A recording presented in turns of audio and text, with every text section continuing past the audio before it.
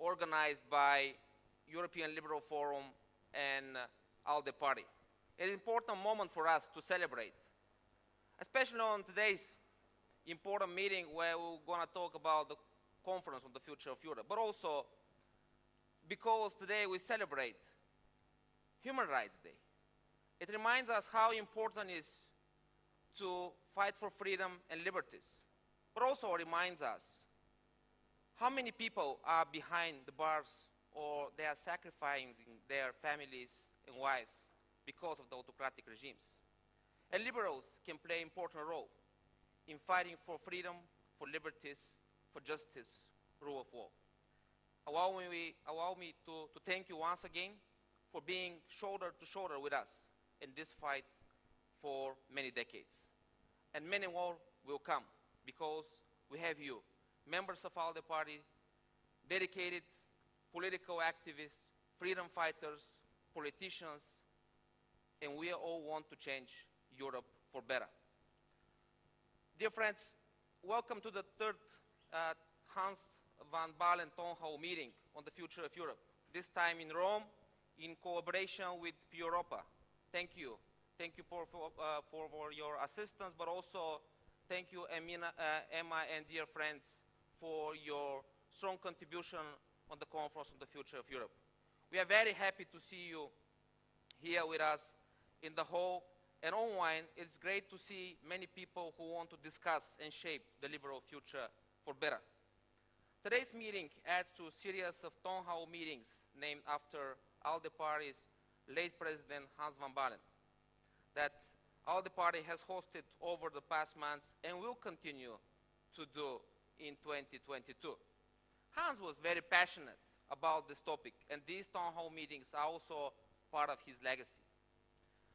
The main goal of the town hall is to truly put European citizens at the center of the debate and bring them closer to conference by giving them the opportunity to share their vision, their thoughts and ideas on how they see the future of Europe. We are all here to talk, but mostly to listen you, your proposals, your ideas, your commitment, and your dedication for your project. And that's why we are here to discuss how we can make it more efficient.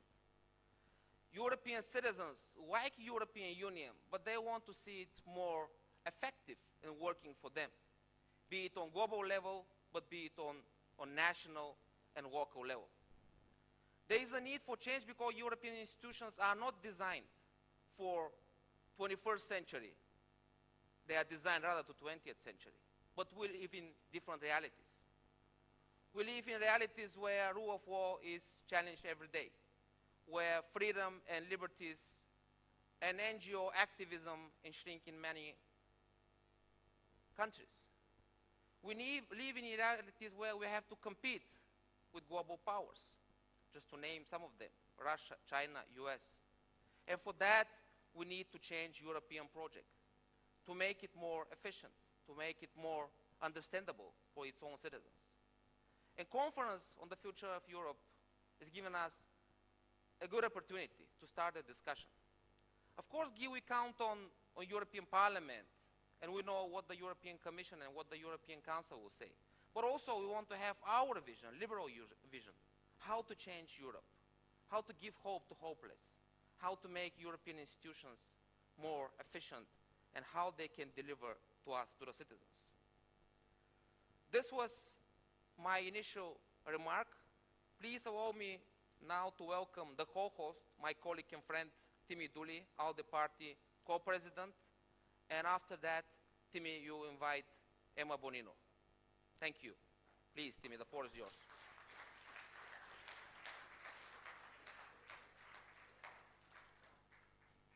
Thank you very much, Ilhan. And thank all of you who have journeyed to be with us today. It certainly is nice to be back in a room with more than a screen or a microphone, that there's actually real people physically in front of us. It's been some journey this past 2 years. It's been a challenge to all political parties in attempting to come together to continue with our work, develop our policies, and take on the next chapters. But there are immense learnings, which I'm sure we'll talk about over the weekend in this hybrid conference. I'm really pleased to be welcoming you to this, the Conference on the Future of Europe event here in Rome. And I'm particularly pleased that the ALDE party took a decision to name these town hall meetings after our dear friend Hans van Balen. It's a fitting tribute to him and for the work that he did on behalf of liberalism, on behalf of political parties, on challenging those that had sought to go against the rule of law that had become such a fundamental aspect of everything that we believed in. He did that in domestic politics, he did it in European politics, he did it in Liberal International, he did it on the world stage. And it's a really, I suppose, a relatively small thing that we're doing in his honor and memory, but it's an important one. I'm looking forward to the debate, particularly to hearing from our good friend Guy Verhofstadt. We're really thankful for being with us this afternoon. He has, yet again, on top of many important roles throughout his political career, taken on a really important role at this time, that of one of the co-presidents of the Conference on the Future of Europe. And I have every expectation that he will raise the challenges as he has done in the past, and will come forward with an appropriate set of proposals. Because quite frankly, we have gotten too used to the European project as it exists. Sadly, too many people have. Not enough has been done to challenge the attacks on the rule of law, particularly in countries like Poland and Hungary. Attacks on the free operation of media, the approach taken to the judiciary. These are issues that are fundamental to what we should believe in as Democrats, let alone liberal politicians. So I think at this particular time, because of the way in which political ideologies are changing to some extent, and because of that retrenchment towards some level of nationalism, and it's been a challenge for us now for some time, but has been exaggerated in recent times. Never before was it more important for the outcome of this conference to really shake things up, try to recenter around the aims and objectives and the expectations of our citizens and our voters. That's a big challenge, no doubt about it.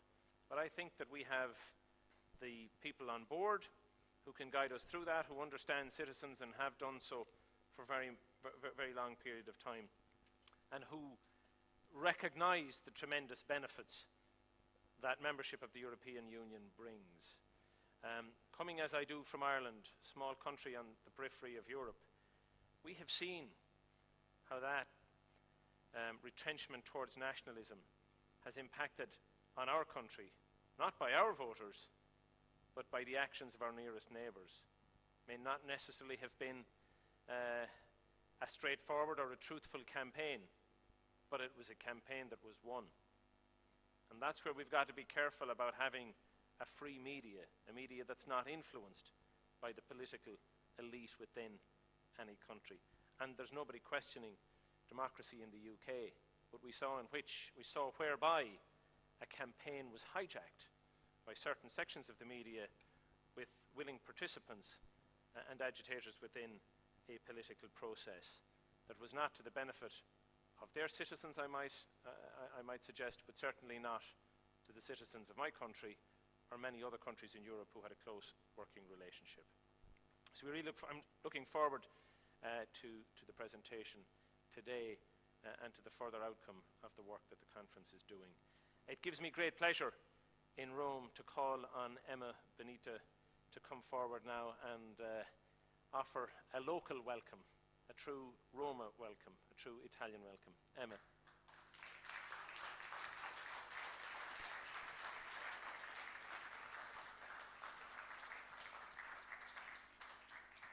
Sì.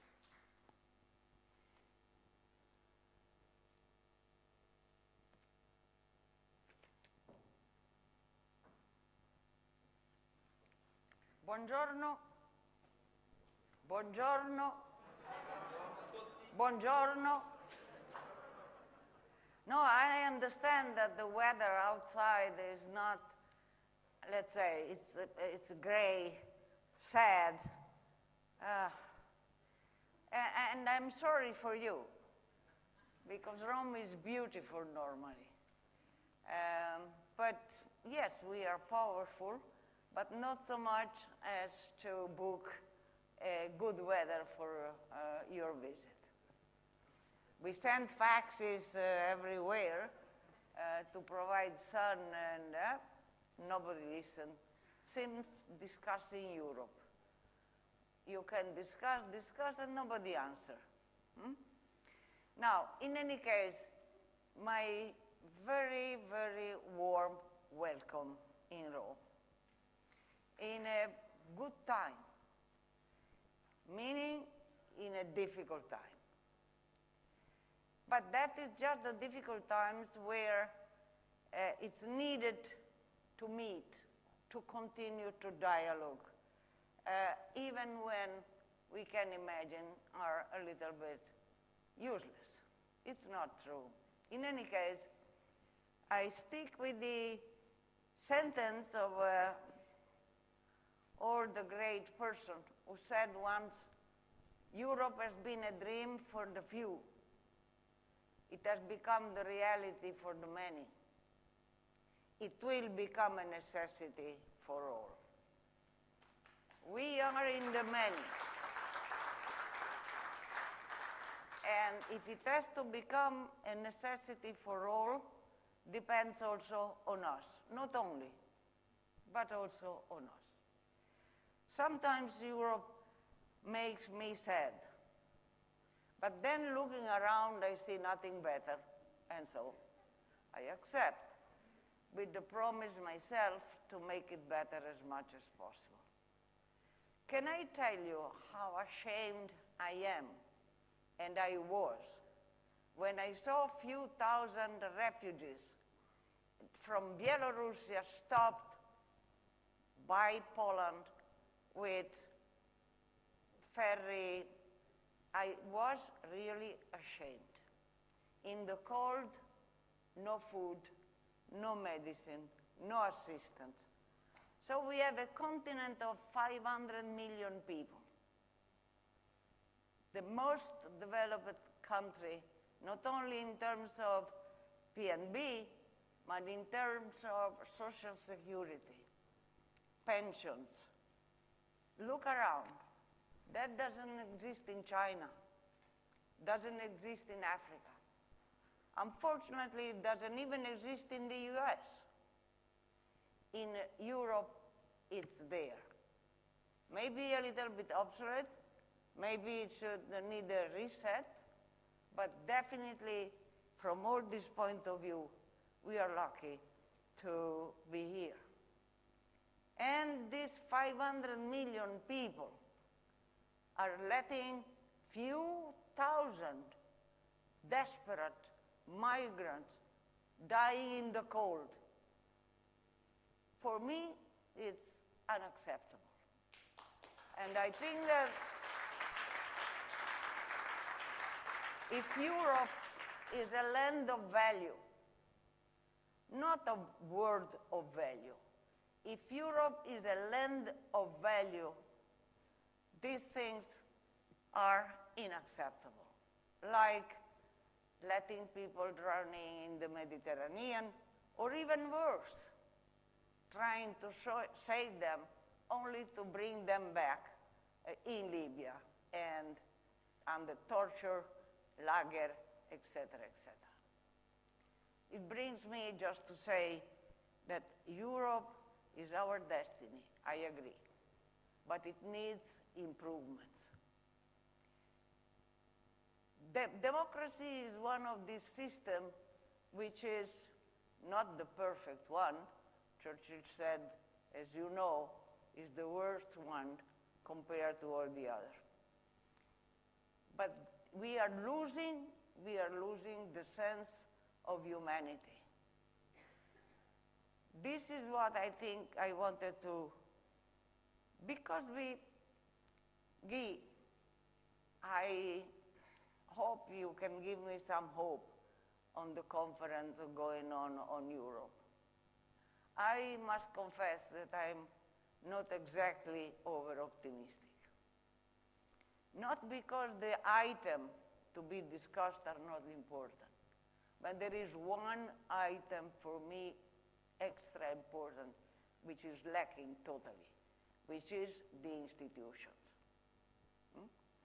And if we don't address the question of the unanimity, for instance, or of the lack of capacity of proposal from the European Parliament, and we stay continually like we are, I think we have not understood where we are living and where we will live.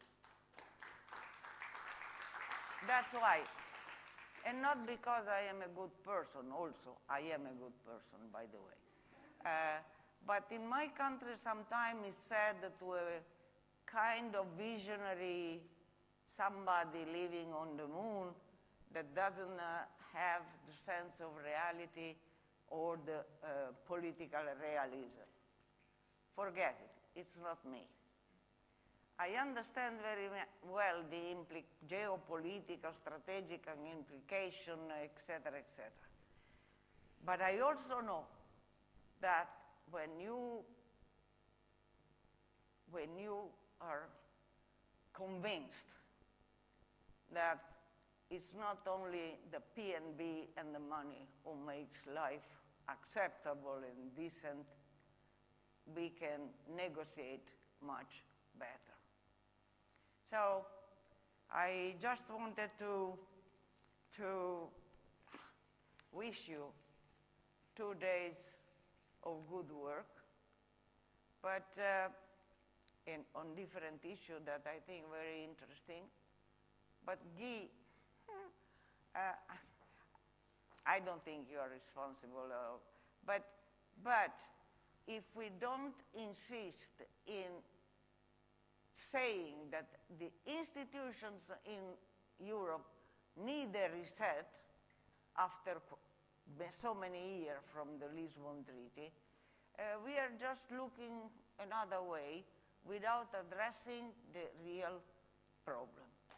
If we don't arrive at to have a common security policy, a common defense policy, we, frankly speaking, a friend of yours who was quite ironic said to me one day, Europe is an economic giant, a political nano, a defense shame. Was one of my colleagues from Belgium. Insomma, l'Europa rischia di essere un gigante economico, un nano politico e un verme militare. I think it's maybe too negative, but if we don't change route and we don't change, we risk to go exactly there. A big space of economic trade, etc., and nothing else.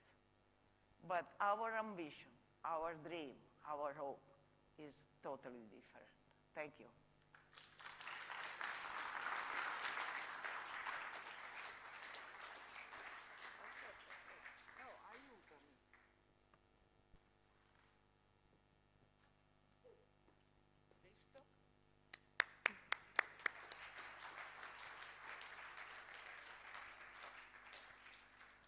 Thank you, dear Emma, for your powerful words. As always, grande Emma, when it comes to Europe and how we can build our European Union. Thank you for being with us and also sending this very positive pro-European message. Before we start, let me read you out some of the rules of this house. The event will take place fully in English, so no translation will be provided. We will start with some opening remarks from the speakers. After that, participants in the hall and joining via Zoom platform will be able to ask questions and share their comments and ideas. Next one, for those present in the venue, just raise your hand and make your question clear and louder. For those joining online, use the chat function on Zoom to write your question or to ask for the word and ask your question directly to the speakers. A colleague from the ALDE Party Secretariat will be monitoring the chat throughout the event. Please ensure that your microphone and video work correctly and that you have your name and country visible.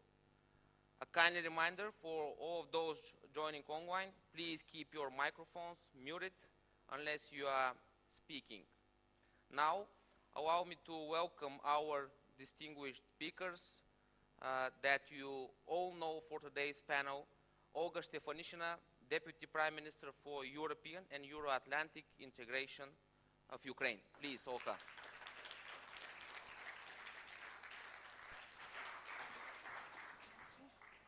We mentioned the name of Guy Verhofstadt already several times, I hope for good reason. Of course for good reason. Guy, co-chair of Executive Board dedicated to Conference on the Future of Europe. Please, Guy. Delighted to have you. Benedetto Della, Vedova, Under Secretary of State for Foreign Affairs and International Cooperation, Secretary of PU Europa. Please sit next to Guy. And last but not least, Antoneta Asenova, President of LYMEC. Please, Antoneta.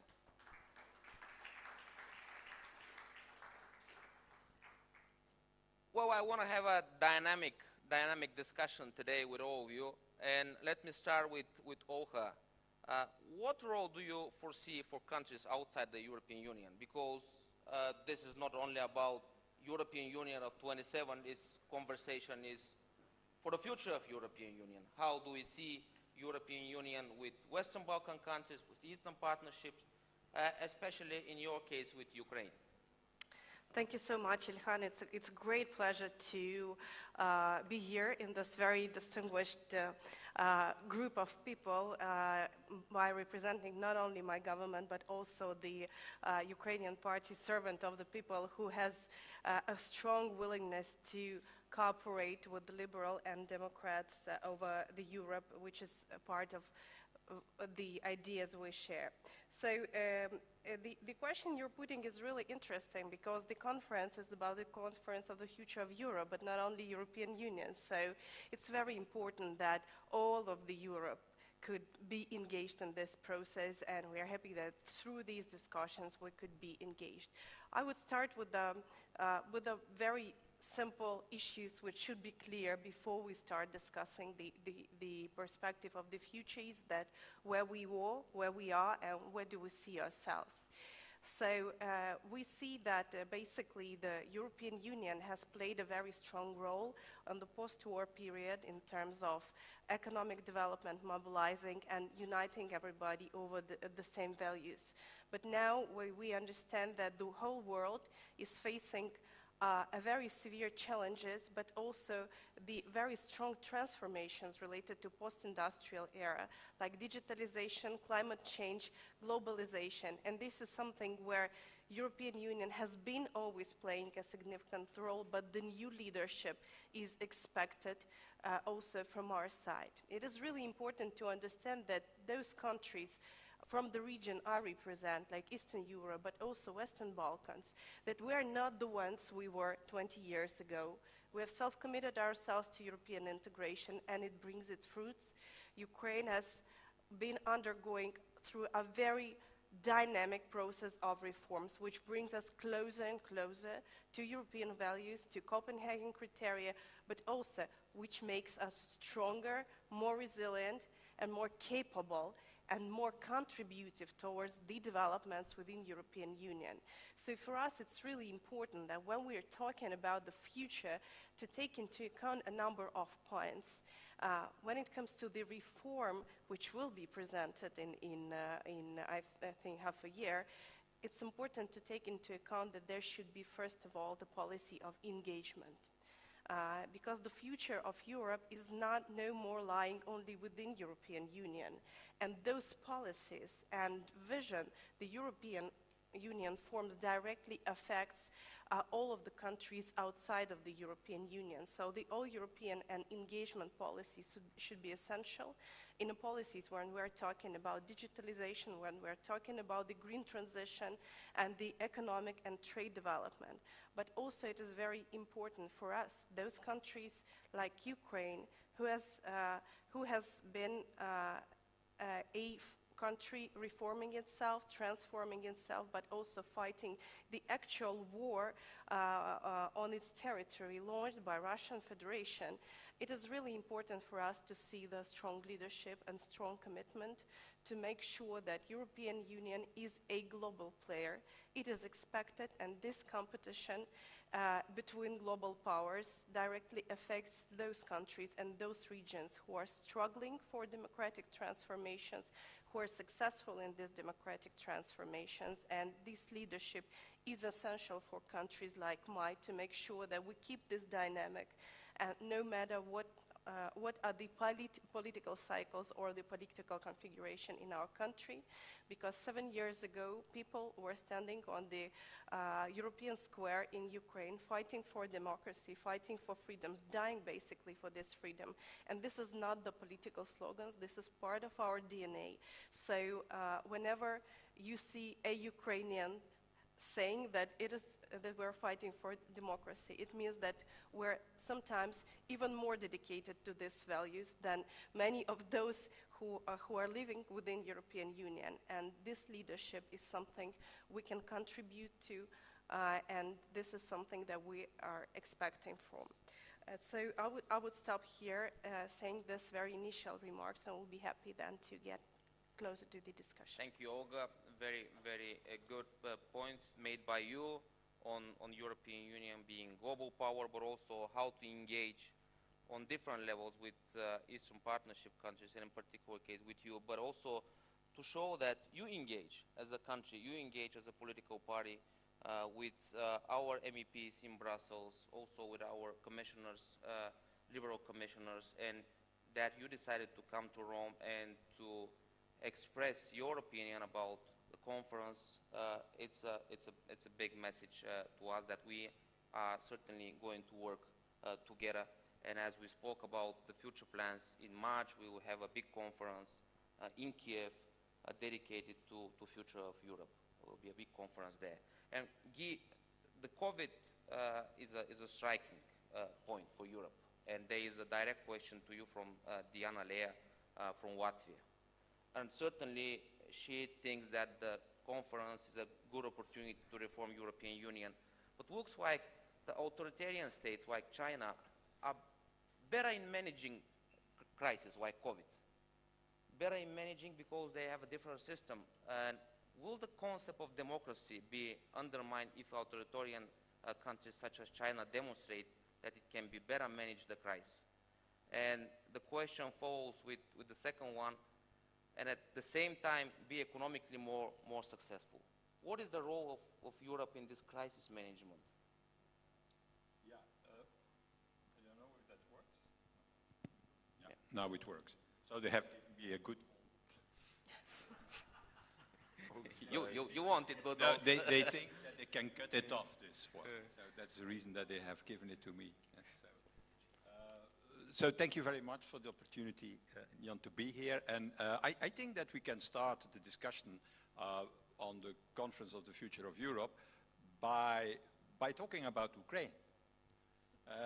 Because everything what is happening around Ukraine and what happened the last years around Ukraine is proof of the need for the Conference on the Future of Europe. Yeah. In the conflict that we have there, we have the will of a country and people to be independent, to be free, European values, to be not only independent and free, but even to see their future as a European future.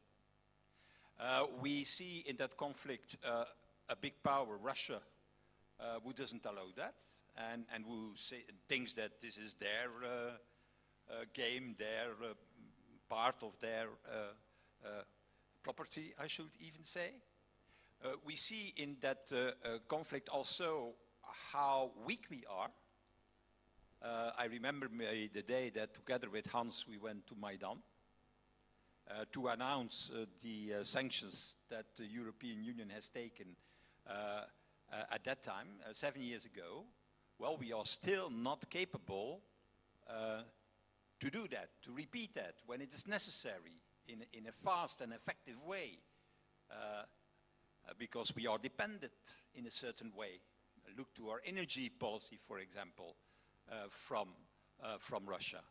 And it is then the Americans who have to come in and to push us, to take sanctions, and to say to Putin, if you go too far, there will be a cost, and sanctions will be prepared, what we are doing for the moment. So if you look to our tensions around Ukraine, it's exactly all the problems we face, all the weaknesses we have, you can find them in it. And so Ukraine is a very good example why we need a conference on the future of Europe.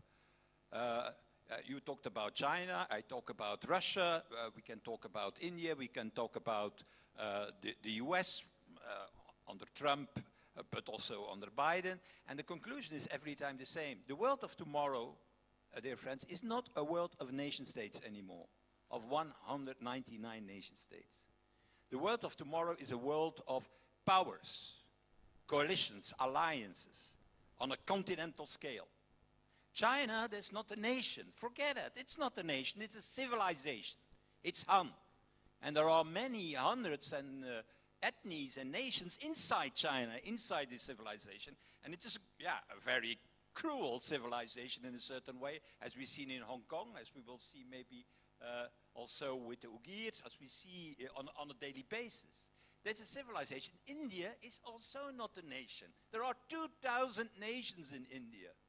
2,000. So if they have to organize their country based on the principles of European nationalism, they would have 200 or 2,000 Indias somewhere on the Indian continent. They have 20 languages they use. They have 4 religions in India. But nevertheless, it's a big country, a democracy, it's the biggest democracy worldwide. The same is the case with the US, and the same is the case with many parts of the world. The world of tomorrow will be, if you want it or not, a competition. That sounds familiar for liberals, no? A competition between different standards and different models of the world. The way the Chinese and the Chinese Communist Party is looking to the world is a little bit different of our view to the world. And I don't want to live in a system dedicated and decided by the Chinese Communist Party, where in fact the whole technological revolution is used, is abused to control their society, to control their people. And I don't want to live neither under the umbrella of autocrats like Putin, like the Ukraine doesn't want, or Erdogan, and there are others that we can give as an example. So what is at stake, we have to be aware of that. That is that after 1989, we thought liberal democracy have won, and Fukuyama even wrote a big book about that. You remember that? The end of history. It was finished, the ideological competition and the ideological battle. Free market economy combined with liberal democracy, up, over. Even in Russia, they were applying it in a certain way. The reality is that the history has never ended. Certainly not with that book, and that in the meanwhile, we are in a new phase of the history of mankind, where it will be a competition, a fight of what will be the future of mankind. Will it be based on liberal democracy, yes or no? And that's not only a question outside the European Union, it's now also a question inside the European Union, as we see it in Hungary, as we see it in Poland, as we see it in I add also Slovenia to it, because that's the next example, bad example that we will face inside Union. Therefore, the question is how we organize this European Union, this European continent, in a world where there is such a competition between different blocs, and superpowers, you can name it, and at the same time defend our model, our values, our standards, our way of life. That is certainly not the standards of other parts of the world. That is at stake. And the answer that we have given with the three institutions is already in a certain way positive, and say, yeah, we cannot continue like that. We cannot always be too late, doing too little, too late, as we did after the financial crisis, as we did with the migration crisis, as we did with every crisis that we have faced. We can say that COVID, we did it a little bit better in any way than we did it with the financial crisis, because we did something. What was not the case after the financial crisis so many years ago. So that is at stake. Can we survive with this European Union, with this European continent, in this new world order, with what we have on the plate today, of how it is organized today? And the answer is no. There can be a moment that the European Union could disappear. There are people who are saying, yeah, Europe is eternal. Yeah, that's eternal. And the European Union is eternal. No, it's not eternal. There is no political organization, even not the Roman Empire. We are in the center here of the Roman Empire for the moment. Well, it was not eternal. And there were many, certainly, Roman politicians who thought that it was eternal. It was not. Well, will be the case also for Europe. If we don't change it, if we don't reform it, it will go... Yeah, it will face extinction towards the pressure, the enormous pressure created by other superpowers in the world. And we can feel that every day. So that's the purpose. What needs to be changed? How to change it? And I respond immediately to Emma Bonino in a positive way to say, yeah, also institutional questions will be on the table. Because you cannot make a distinction between, well, this is politics and this is institutions. That's stupid. Because bad institutions have as a consequence bad policies. And if you have not institutions, you cannot even develop policies. And at the same time, yeah, the policies are, yeah, the objective. The objective is not to have a fantastic institutions and to do nothing with it. No, both are going together. So we have to stop that stupid discussion in the union saying, yeah, what is now the most important? The policies of the institutions. The one is interlinked with the other. You cannot make a division between the one and the other. And that's at stake in there. And the second thing, what is at stake, is that we do it in a new way with the novelty, the involvement of the citizens, what we never did in the past. What I do tomorrow, I don't stay for the second day, Ilhan, because I go to Florence. In Florence, we have the third round, the last round of the citizens panels running. Tomorrow and after tomorrow in Italy. And it is based on their recommendations that we will formulate reforms. But this participation of the citizens is not a passive one, where they come and they say what they want and they go out. No, they stay in the room. They will be there when the MEPs, the MPs, the ministers, the commissioners will conclude on the reforms that we desperately need. And what I hope and what we hope is that the presence, the active participation of the citizens will be the turning point in this whole exercise.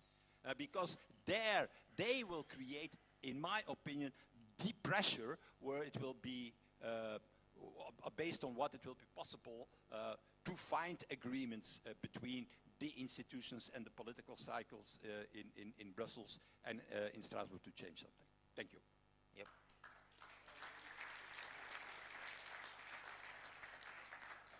You're right, we had many failures on our attempts to change European Union for better, but for first time ever, three institutions are signing together, which gives a hope. And the second hope is that the citizens will put their ideas.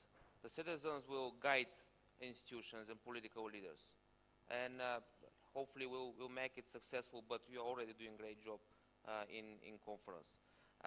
Benedetto, I have a suggested question for you from Gabriele Bentani. Gabriele Bentani from Italy is asking you, what will be the future of trade? I don't know, it's a broad question, but he comes with a second question, and it's more related to strategic autonomy. We had a great discussion in Paris last week, organized by European Liberal Forum, Guy, Hilde, Sandro Gozzi, Valérie. We had a good talk about what we can do in the future with the strategic autonomy. And it's also a big question. How do you see the strategic autonomy with your Italian eyes?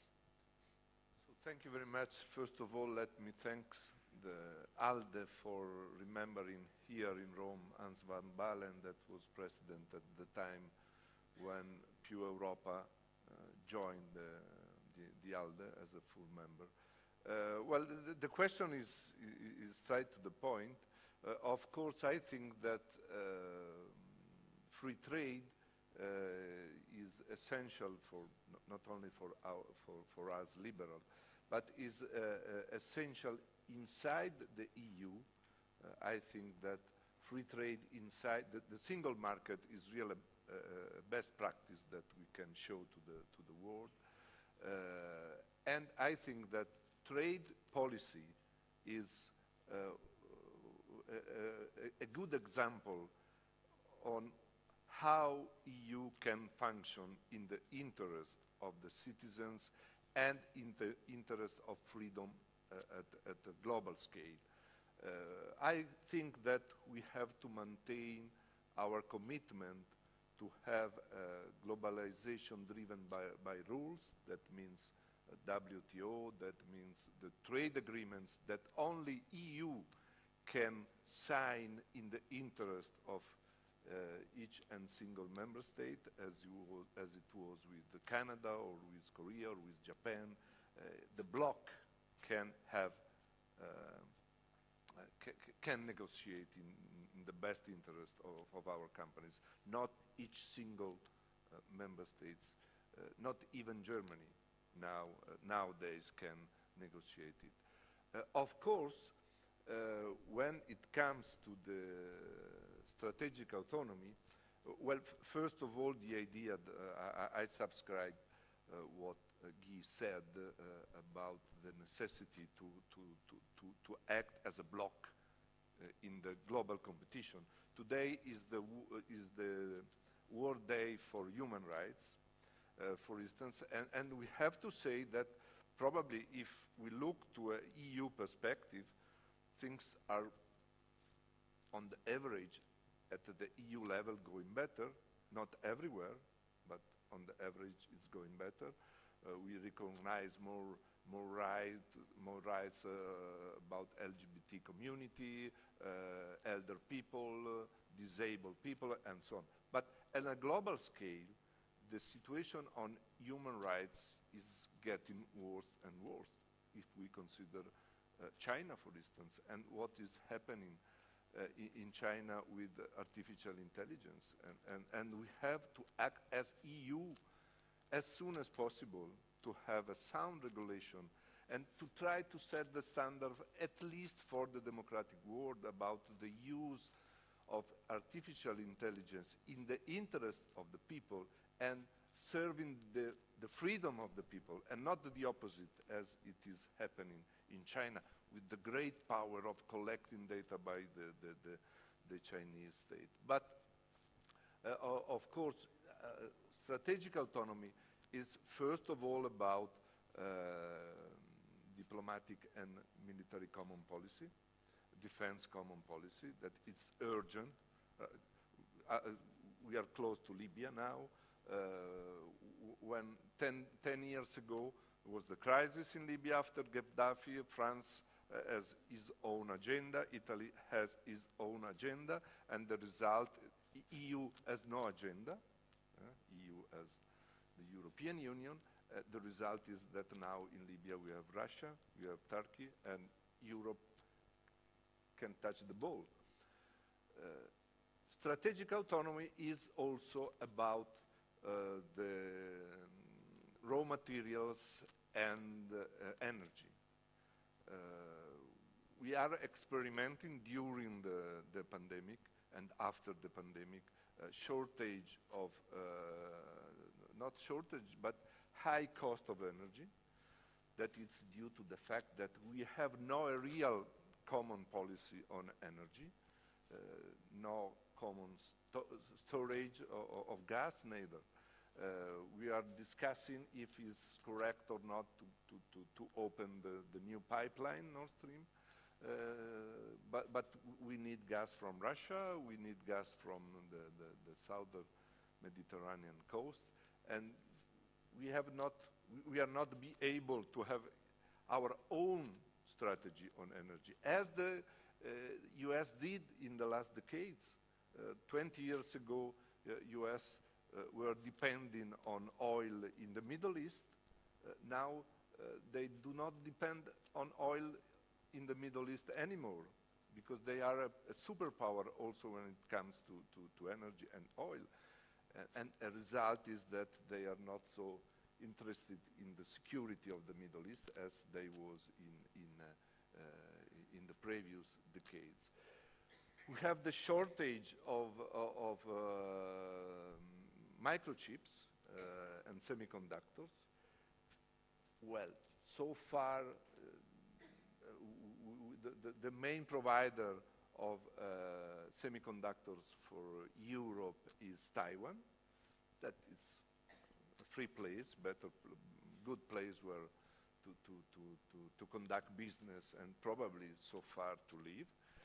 But of course, we have to develop an autonomous strategy in terms of energy, in terms of semiconductors, in terms of vaccine, in terms of research and development.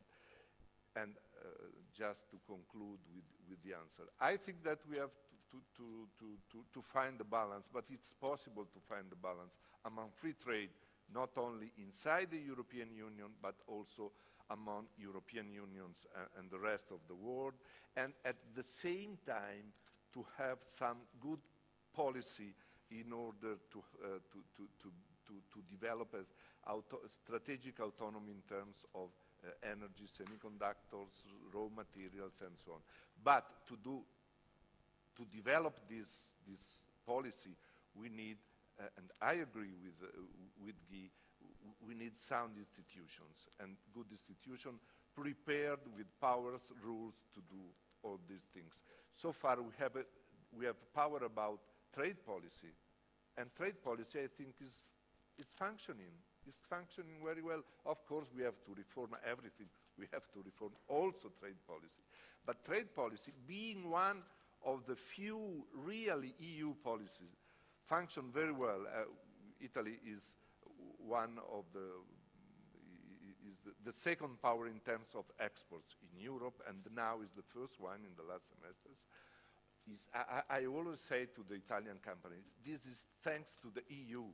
Being part of EU is the reason of your success in exports. So we can balance free trade and strategic autonomy. Thank you, Benedetto. You described rightfully on foreign affairs what we call exactly in Brussels Europa la carte. Europa la carte can do only too little, too late. But moving to the younger generation, because this conference is unique with a lot of things, but certainly is unique because it includes younger generation. And Antonetta, knowing you and knowing LYMEC, you guys were always saying, well, we want to discuss Europe. You want to discuss Europe. When we are going to discuss Europe? You discussed many times Europe in your conferences, events, and what are the findings? And the more important question comes from Waya Comerna from Spain, and is how you guarantee that the voice of young people are heard? It is a very legitimate question. At this stage, I have the feeling should go back boomeranging to the two of you sitting in the panel, because what we did, it's natural that the young people want to discuss Europe, because Europe is our future. We very well understand, we study how Europe came about from the ashes of war, and we cherish this, but this is history. Now it's time to make Europe of our generation, to make a braver Europe, to make a Europe that is fit to our expectations, to our living standards. And this is why, guided by this understanding, already when we first heard that the discussion on the Conference for the Future of Europe is going to be coming up, we at the European Liberal Youth Organization organized this platform where we got together all our youth organizations and asked them these questions. What do you think is not working? How do you think we can change them? And the results are two documents that we have filed on the digital platform. We've used every possible tool that this conference is offering to young people, be it from submitting the proposals on the digital conference, be it in participating in different, as you said, discussions, conferences, you name it, sending those proposals to the three institutions single-handedly as letters, addressing the members of the Renew Europe group, and discussing at this stage what needs to change of the conference itself between our leaders of our youth organizations.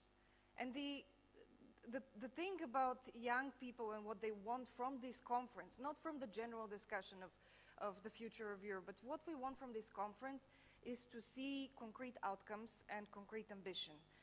Why? It's because we're not interested at who the culprit is. Is it the council? Is it the whole institutional setting? Is it the treaties? We're not interested who is at fault. We're interested, how do we make our future better? How do we live a better life than our parents? How do we step up one step further and, cross to that future? How do we change what is not working? And we very, very clearly see what's not working. I'm not going to go to it because Mr. Verhofstadt painted that picture very, very well. And we have answers to those questions. And we've tabled those answers. We've submitted them to you. They're in your hands.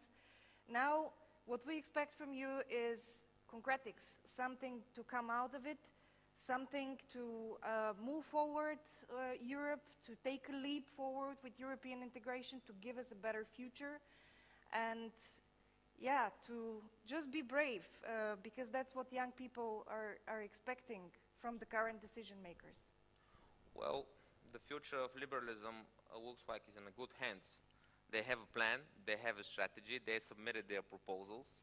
We take it from them and implement it. Put it in policies like Mr. Asmani does for the group. Now it's time to your questions. I turn to the audience here.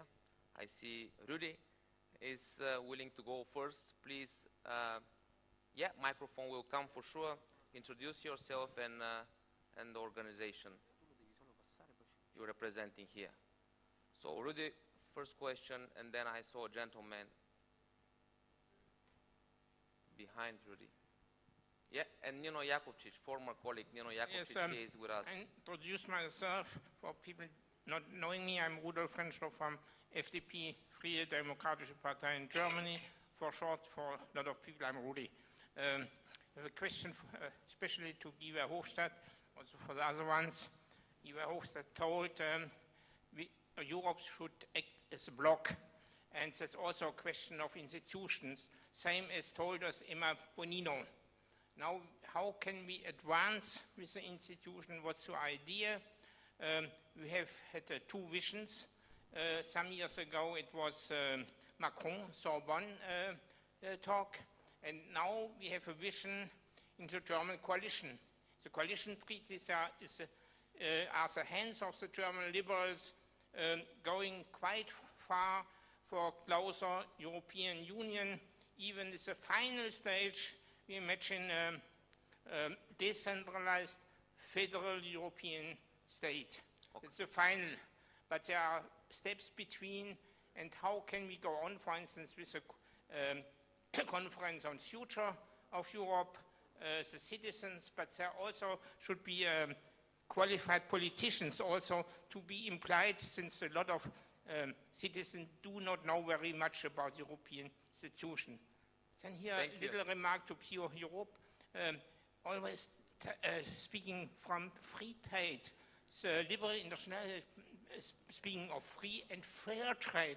I'm very scandalized if you forget the name fair. Free and fair trade, for instance, we have also objections to CETA and other, which says free trade alone is not so good. Okay, thanks a lot for the question. Thank you so much. Europe is your passion, which is good, always good to have you here. Nino Jakovčić, former colleague from Croatia, good to be with us.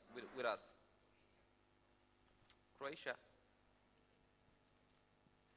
Thank you very much. My name is Nino Jakovčić. I'm coming from Croatia, a region on the northern Adriatic Sea, region of Istria. a very liberal region in the last 30 years. And I started my career 30 years ago during the war in Yugoslavia. That's the reason why I want to say very, very clear, we need a European army. We need not an alternative to NATO, but we need our security, our forces, and please do something on this issue, because without a strong Europe, and army also means be strong, we will not be so important in the world. And the last thing, please don't forget the countries of Western Balkan. Today, Europe as a whole, but Serbia, Bosnia and Herzegovina, North Macedonia, Montenegro, and Albania, and Kosovo are not a whole. There are countries, nice countries, and we have to help them. Thank you so much. Thank you. We started our town hall meeting exactly from Sarajevo to send this positive signal to the region that they all belong to the European Union. There is a process, and ALDE party will assist as much as possible with our member organizations in helping them to gradually connect to the European Union. Third question, please. Okay, take two more. David from UK, and before that, the gentleman. Hi, my name is Yuri, and I'm from Più Europa, Italy. So my question is about human rights and rule of law. And I would like to ask what us liberals can do to make sure that human rights and rule of law are respected within the European Union. We see that clearly Article 7 isn't working very well. There have been some steps that have been taken. The European Parliament and the European Commission have started infringement procedures against Hungary and Poland, for instance, but that's clearly not enough. So my question is, what can we do in the short run? And then I have an opinion. I think in the long run, doing away with the unanimity vote at the Council, which is kind of the problem at the moment, can do something. So would you agree? I guess I know the answer of some of you already. Would you agree with that? And how can we make sure that that happens? Thank you, Yuri. Good to see you after so many years. Good liberal, good individual liberal. David from UK, Lib Dems. And thank you for organizing all these events in UK. I gladly participated to many of them. Good afternoon, everyone. Yes, David Chalmers from the Liberal Democrats in the UK. And as you mentioned, Ilhan and Timmy, both of you, and I'd like to thank Audi for the engagement that you gave to us in the conferences that we held throughout October in the UK. They're all held online. We had about 14 different conferences, hundreds of our members engaged, looking at the future vision for the European Union and for Europe as a whole, but also for our own sort of relationship with the EU and how we as a party can sort of get closer and develop policies towards the European Union. It has been a really, really fantastic sort of project for ourselves. It's really energized our party. As I said, hundreds of members from across the country engaged in those discussions. And you touched on the sort of question earlier on. For those of us that are outside the European Union, and you know, Olga replied on many of those countries that are looking towards immediate entry. Those countries like the UK, Switzerland, Norway, that are outside, and it's probably going to be, we have set ourselves as a goal, the Liberal Democrats, to take us back in to the European Union on a long-term basis, but we have to actually work towards developing a closer relationship with the EU. And so how do you see the EU developing to be able to engage better with those countries that are outside the European Union? Thank you. Thank you, David. Thank you for your question, but also say thank you for your dedication to work in a close manner with ALDE party and to keep fighting for European aspirations of UK people. Guy, most of the questions were related to you. I propose you start and then others will put their inputs. Well, in fact, I'd like to answer to all the questions. I think that they were all very interesting. So the last one on the UK, I was 2 days ago on the television. I was looking to a fantastic film, the darkest hour on Winston Churchill. You have seen it maybe, that film, like crazy good film.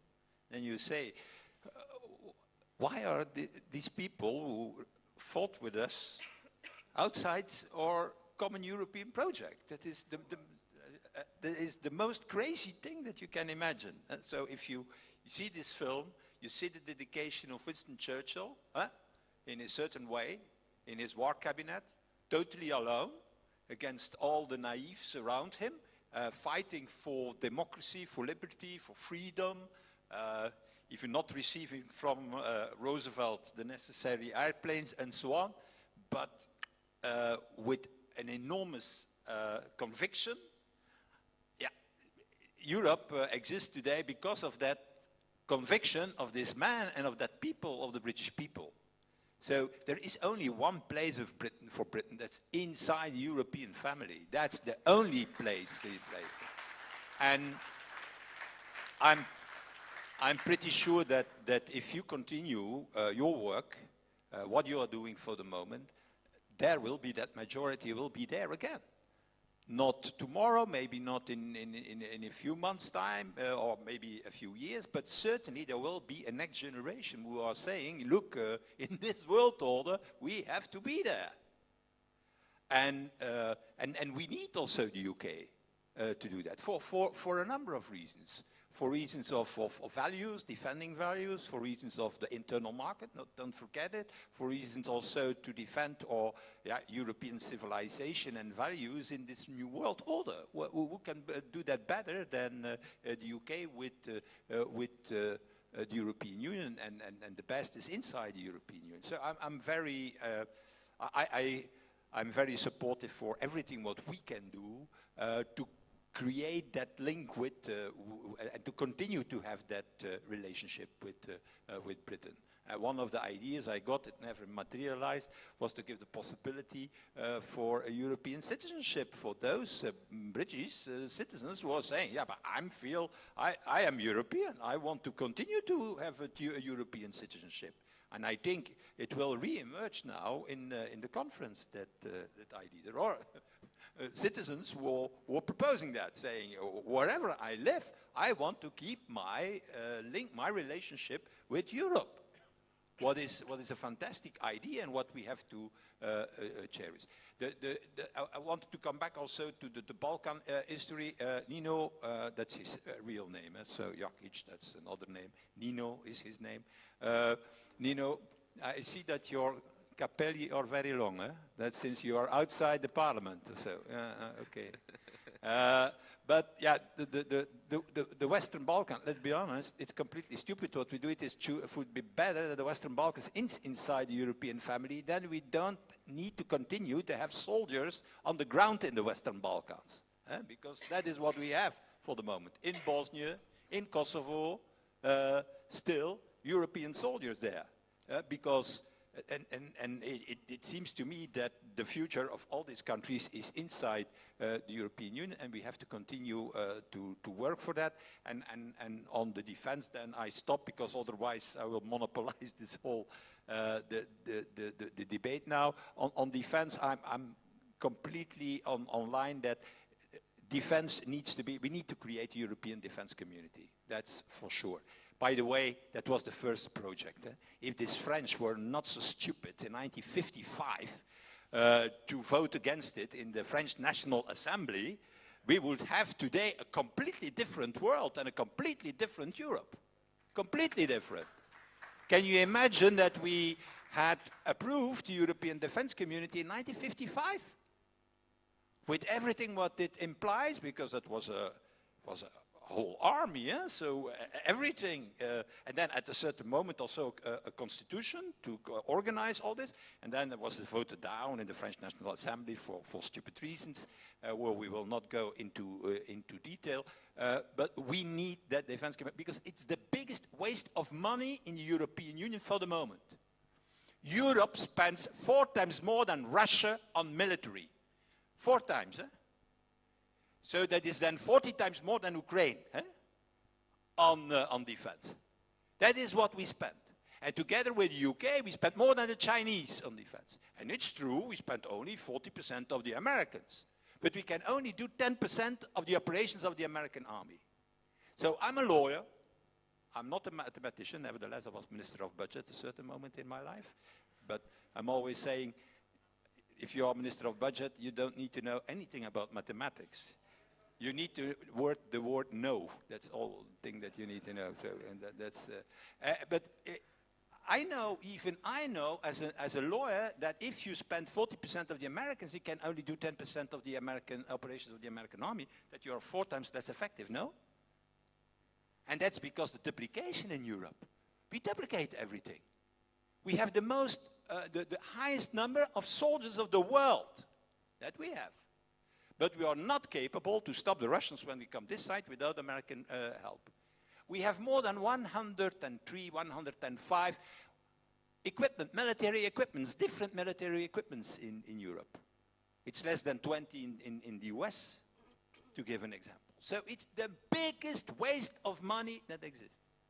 And now, inside the Democratic Party, the Democratic think tanks, inside the administration of Mr. Biden, they understand it. For the first time, the Americans are saying themselves, it's time that you organize your defense on the European level the fastest as possible, because we cannot continue like that.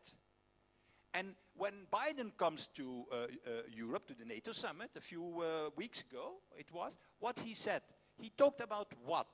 He talked about China. In my opinion, China is the South Pacific, eh? That's not the North Atlantic. But in any way, what this means is that he and we have to see the future of NATO in a different way. It will be a world treaty organization to defend democracy worldwide. That will be the future. And inside that, there will be the need for a strong European pillar. And this strong European pillar, that is what we have to create the fastest as possible. That's not against NATO, that's strengthening NATO. That's strengthening the North Atlantic Treaty Organization. And the Americans will be now the first to ask for it, to say, do your job, do it. And don't continue to have an inflation of bilateral agreements between that country and that country, but it doesn't change nothing on the ground. Nothing on the ground.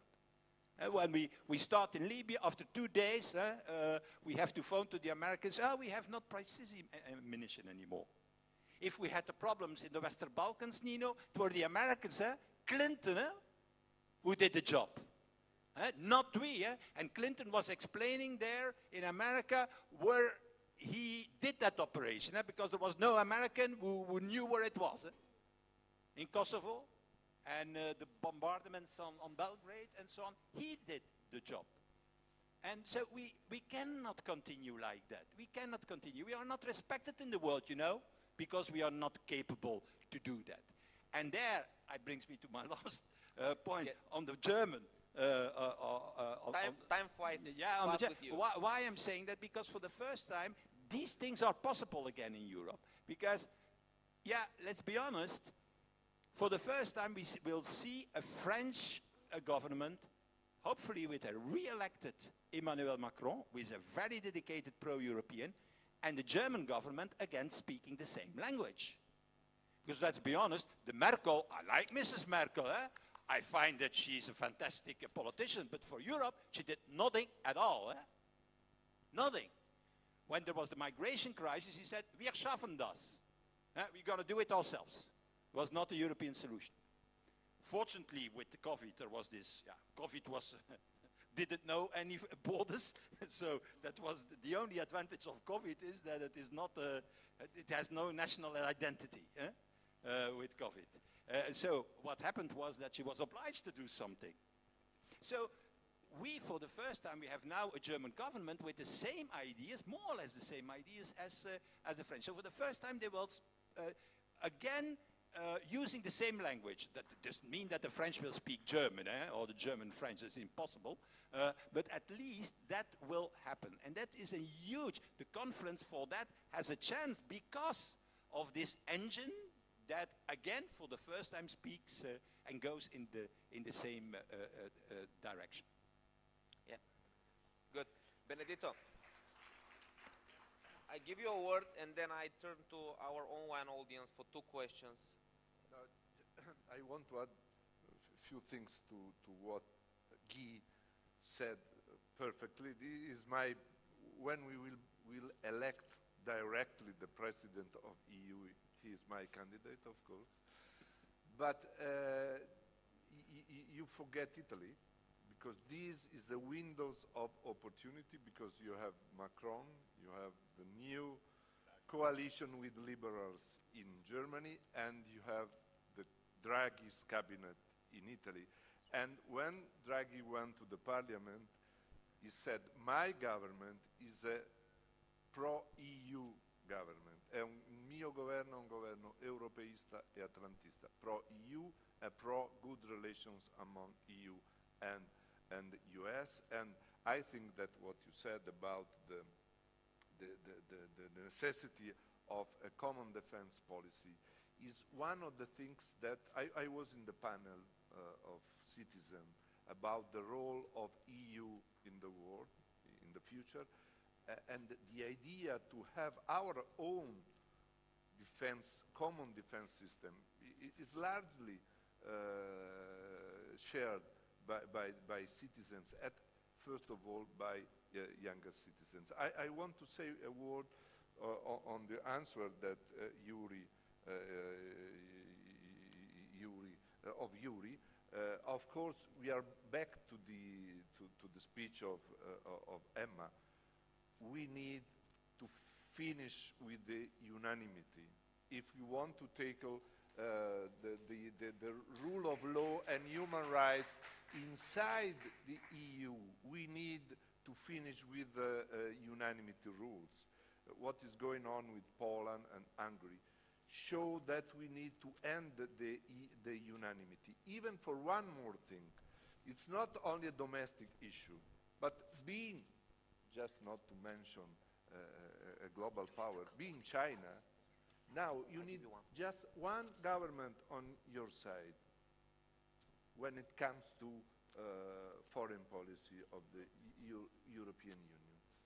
Okay, you can, they are ready to pay a lot of money, to invest a lot of money, as they did in Montenegro, but this is another story. So they need just one ally inside the EU, they can block everything. Why, and I'm finishing, why the free trade policy, free and fair policy, but we are the champion of globalization rules driven, so that it means more or less fair trade. Why the trade policy is functioning in EU?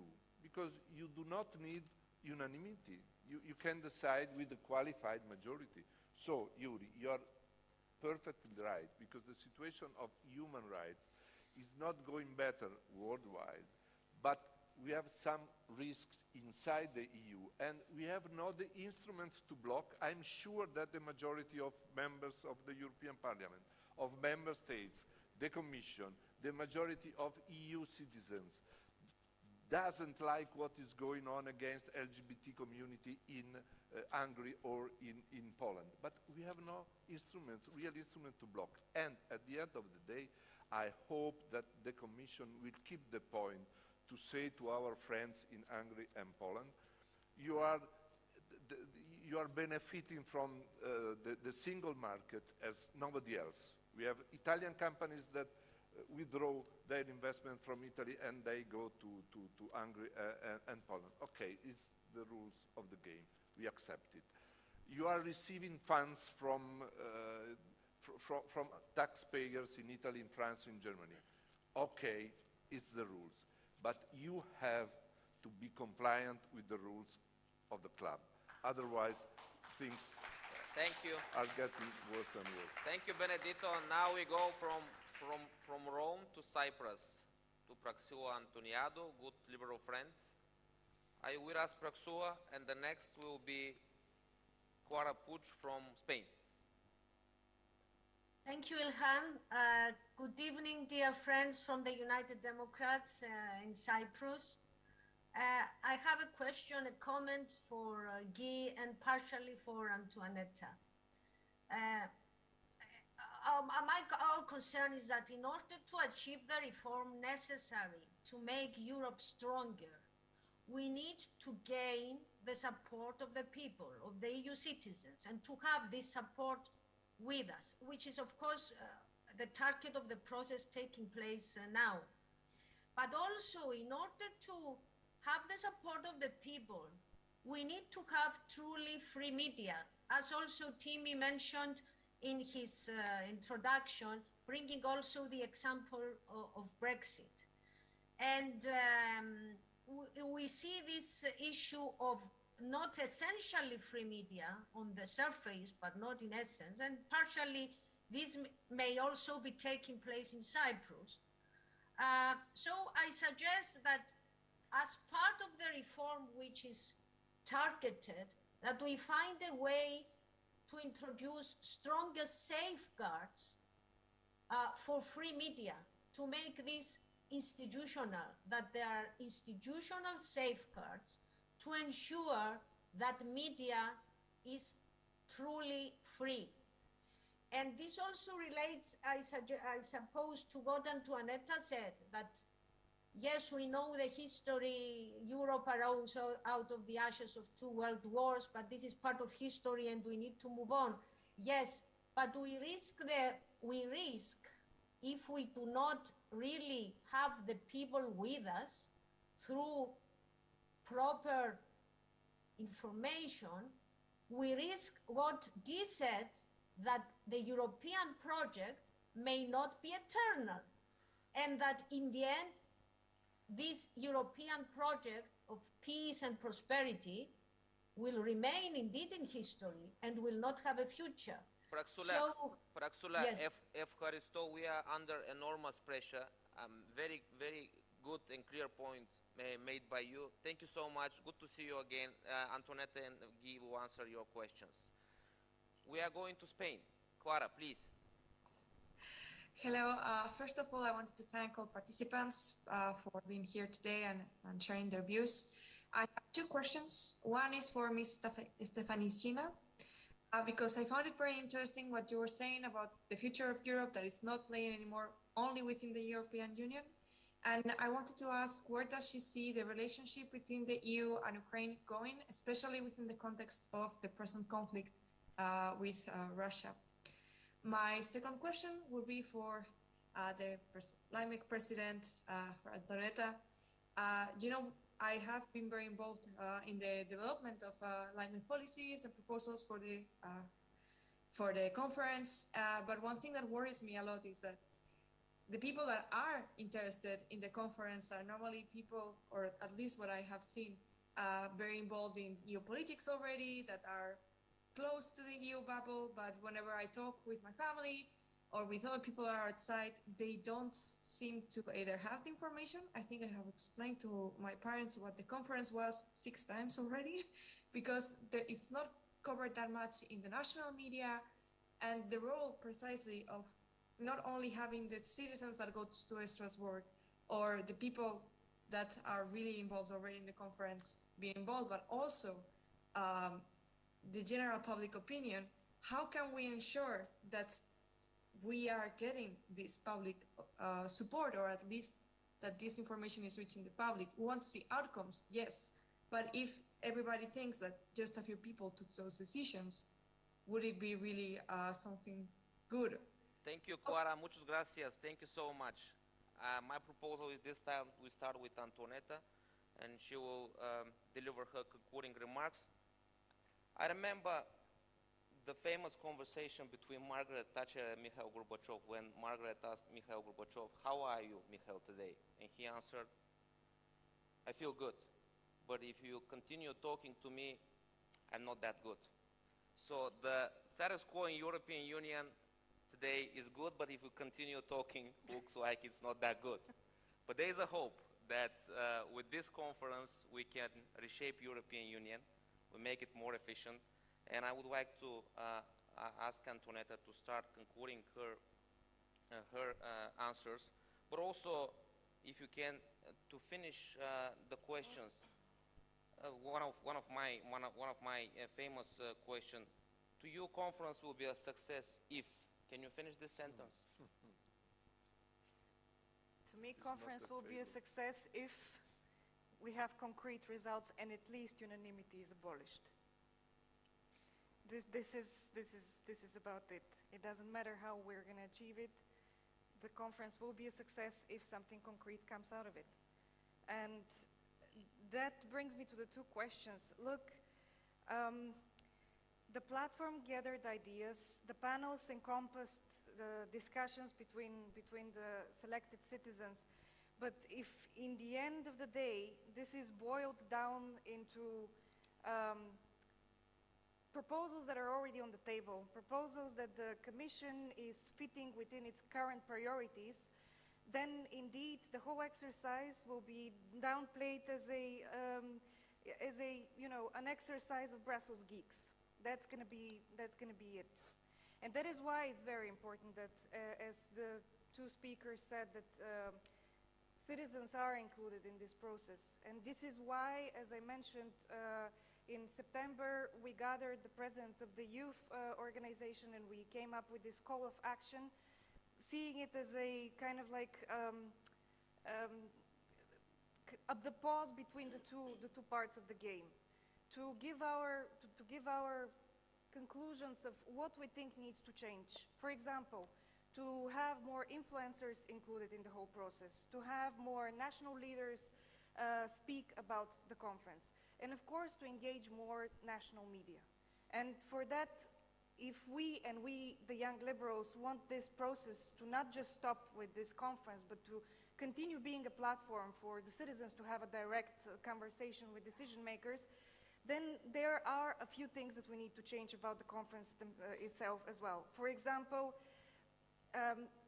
these panels could happen in one different capital every time so that you capture the media.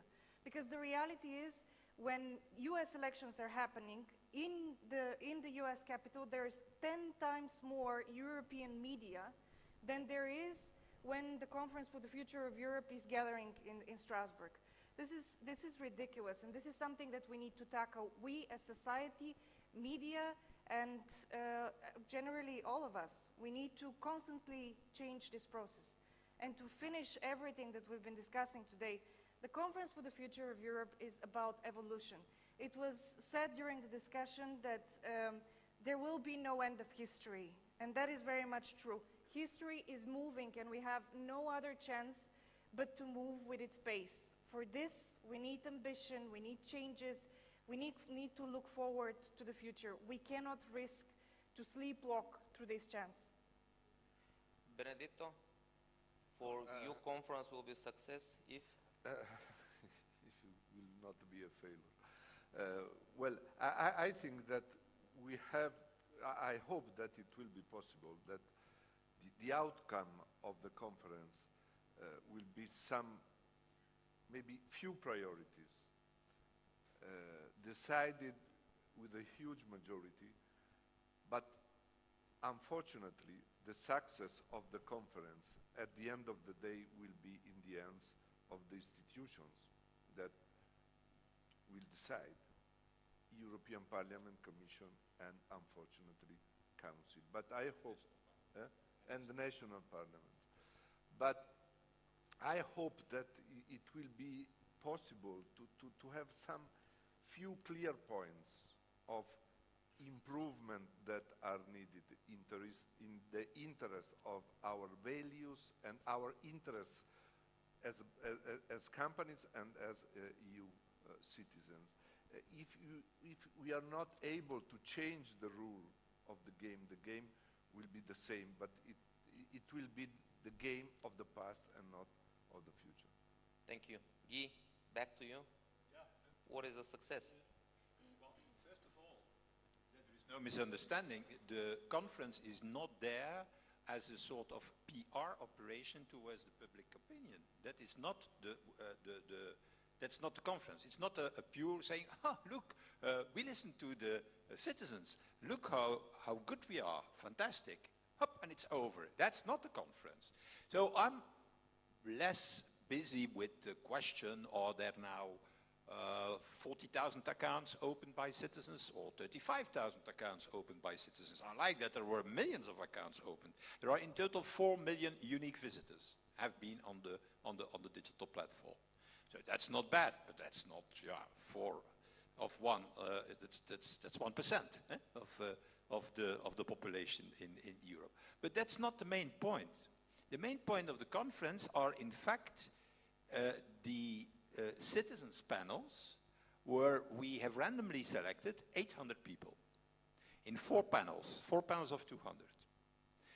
Every of these 200 people are real people that, for the first time, are participating in that. So we know that from day one that on these 200, 193, 94 of them have never been in contact with politics, have never been involved in Europe, have never been involved in such an exercise. So the legitimacy of the whole exercise lies there. Not in the fact that there are 3 million visitors or 4 million visitors or 5 million visitors, but in the fact that in the citizens panels, we receive from the citizens panels a number of recommendations and proposals that are really backed by the entire population of Europe. We cannot put all the entire population of Europe in the meeting room, but by doing that, we want to create proposals and pressure for proposals that will be very difficult to deny by even member states. What the kind of member states say? Oh yeah, that's my citizens who ask for that. I don't want it. So, you know, when Parliament is asking something, I can understand that member states say, yeah, but when Parliament, together with the national parliaments, with the Commission, supported by the citizens panel, saying, look, it's time now to start with the European intervention force. It's time to end unanimity in a number of items. It's time to end Sofagate, so that there is at least one phone number, and that Kissinger can finally find it, that one phone number. So things like that, it will be very difficult. Or for example, on a totally other field, like in digital, it's time to create our own standards, digital standards in Europe, instead of copying the American or maybe tomorrow applying the Chinese standards. It's time maybe to use our capacity in 5 and 6G of European companies to use it. We are talking about Huawei, and we have Nokia and Ericsson, who are the only in the world who can compete with them. It's time, for example, to have our capacity in semiconductors. If you need a semiconductor in the world, how you do it? First of all, you go to LYMEC in Louvain in Belgium, where there are thousands and thousands of people working on the next generation of nanochips. Then you go to ASML in Eindhoven to ask for the production lines, because they have nearly a monopoly on these production lines of these nanochips, and then you put it in Taiwan. And that's the way it works. Instead of creating our own capacity, we have everything to create our own capacity, but we don't do it. So the conference is about that. The conference is about how to overcome the classical, traditional obstacle in the decision reform-making process of the Union. Because it's not the first time that we see that. It started in '55, but then we got the French to blame for that. But now we cannot blame the French anymore, because they are in favor of, Macron is in favor of a huge reform of the Union. So and he's in the chairmanship for 6 months, from the 1st of January on. So we hope, and there is a new German government, by the way, with some federal views in it. And there is Draghi in Italy. And there is a new government in the Netherlands, with maybe also more pro-European views, and so on and so on. So, and at the same time, we are attacked on the outside of the Union. In Ukraine, we are attacked in a number of places in our neighborhood and outside our neighborhood. So, I think it could create an environment that something can come out. I'm very prudent now. I say something can come out. And because of the pressure that will exist. And that could be, at a certain moment, a crucial choice to make. Because let me remember the way the American Federation has been founded. That was not with unanimity. That were 9 states who were and 4 were against it, and the 9 said to the other 4, look, we are losing the war against the Brits here. Sorry, but that's history. Or we make a federation, or we don't. We are against. Well, we are in favor. It's 9 against 4. What do you want? You join, or you go out? And all 4 joined. Even Rhode Island. Even Rhode Island, the rough state of Rhode Island. So to tell you that in a certain moment we are at a point where, we need to, put the nail and met de namer op de nagel. How you say that in good English? But we need to do it. We need to do it now. And if we don't do it now, then we are in troubled waters. Okay. Thank you, Guy. Olga? Thank you, Ilhan. Colleagues, of course, there are so many reflections, but I would start by saying that I will answer your question by the end of my remarks.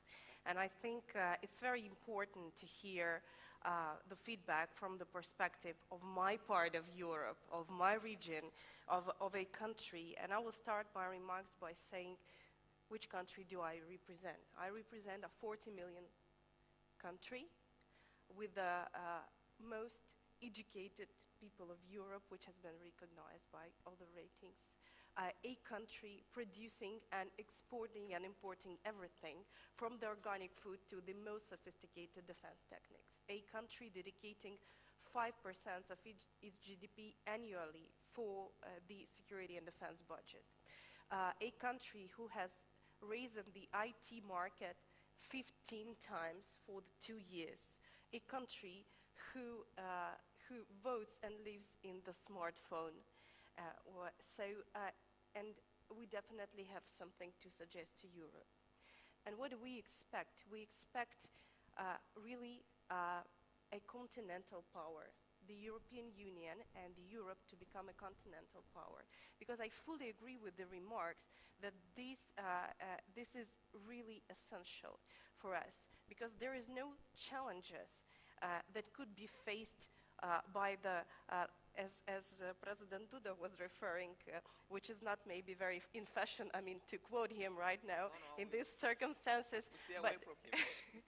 But it's really important now to recognize that EU is not a closed, sophisticated club of players.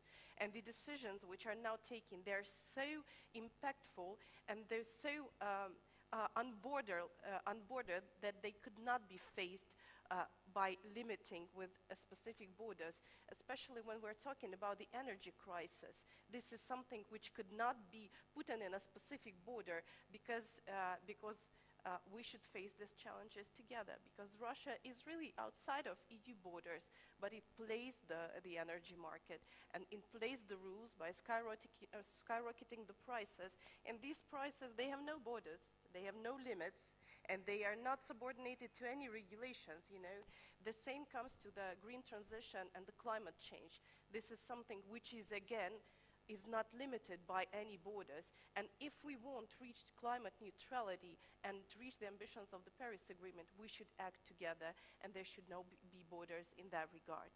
And this is very important that if we face this reality, we should understand that following this reality, there should be a reform of the institutions. And it is absolutely essential when I talk about the engagement and all-European approach. It would definitely bring us not only to the enlargement discussions or the aspirations discussions. It's vital to reconsider the unanimity itself, because there is a number of areas where the decisions can no longer be taken only by European Union, because they impact Ukraine. For example, if European Union imposes new CO2 rules emissions, all the dirty cars go into our market. And this is the reality. And if Poland has a migration crisis on its borders, it immediately affects Ukraine. And in fact, while we're sitting and having discussions here, 500,000 of Ukrainian people are working in Italy in different services, and 2 million of people are living and working in Poland, and millions of EU citizens are staying in Ukraine.